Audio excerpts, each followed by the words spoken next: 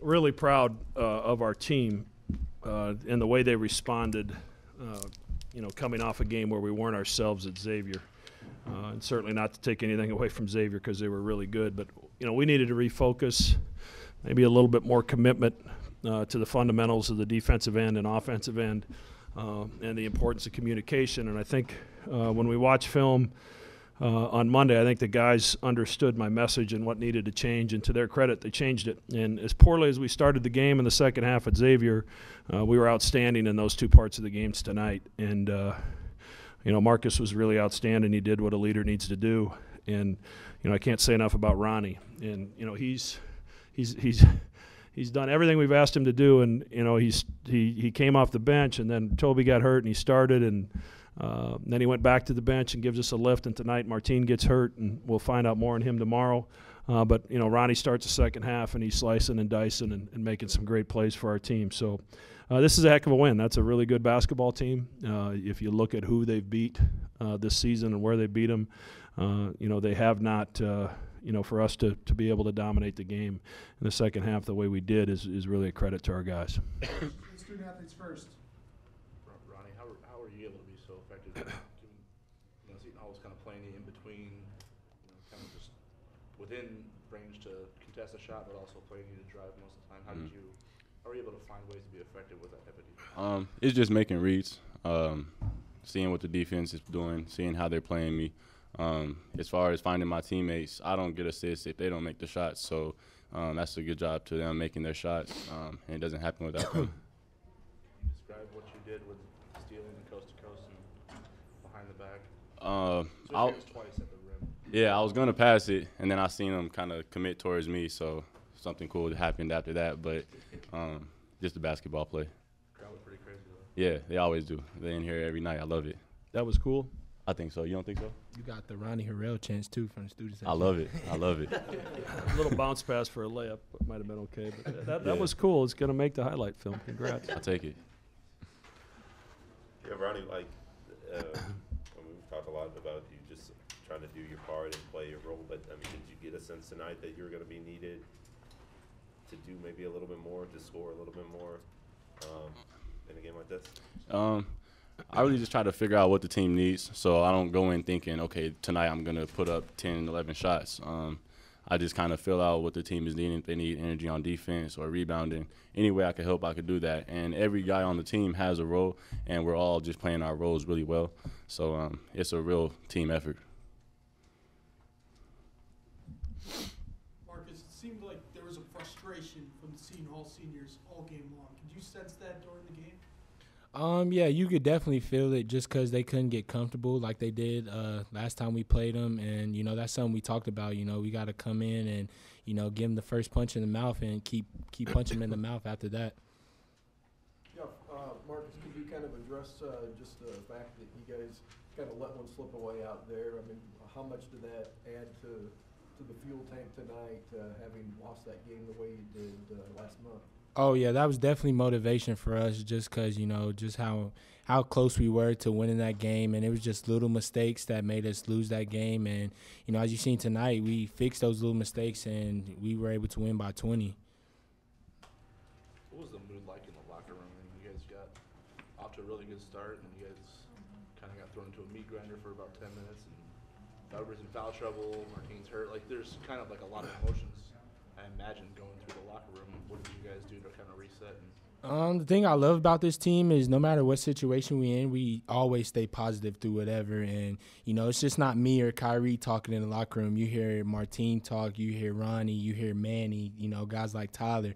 Everybody's talking and communicating. And, even on the court, we communicate things so well and that we never argue about it and stick on that one play, but we get through it as a team by communicating. Marcus, I got the sense that Coach Mack kind of just gave you a pretty, reality on Monday. Reality just sort of laid out what he saw from Xavier. What did you guys see as different? What was different about the way you approached it today versus Saturday?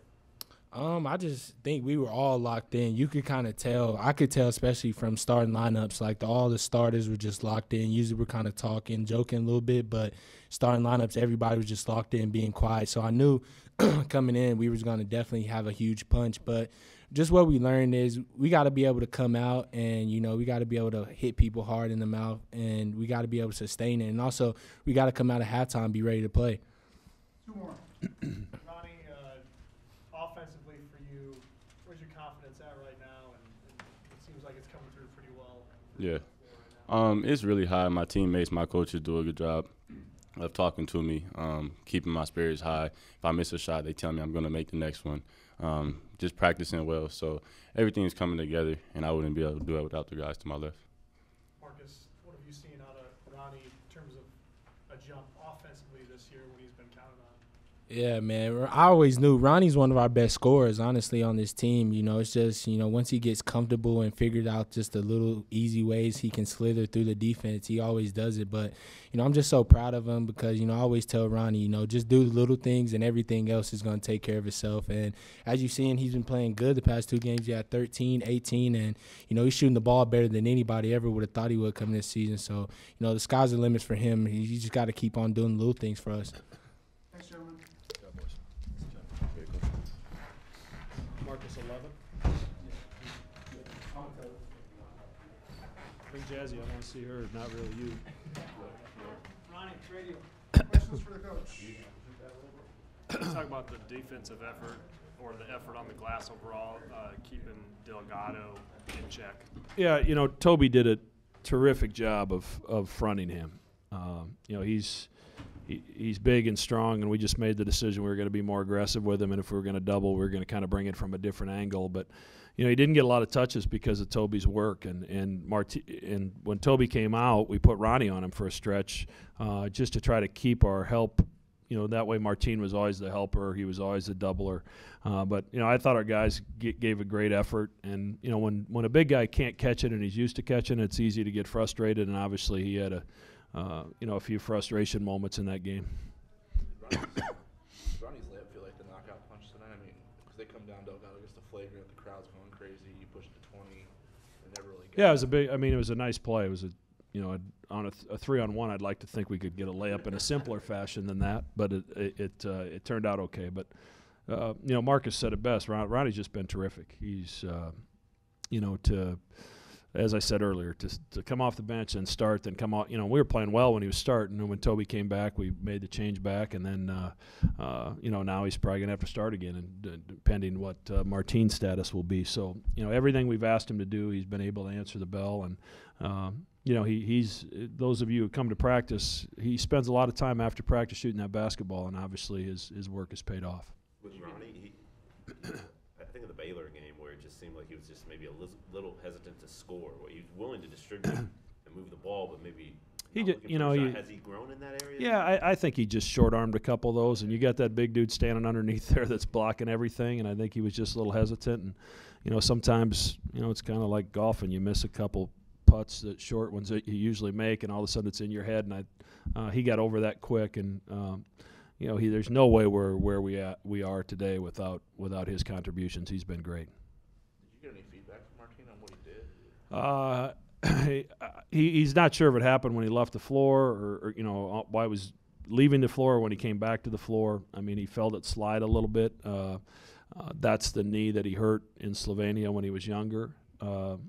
So there is a little bit of laxity there, although that knee's had a little laxity anyway. So, there'll be an MRI tomorrow, and we'll cross our fingers and say a lot of prayers because he's pretty important to this team.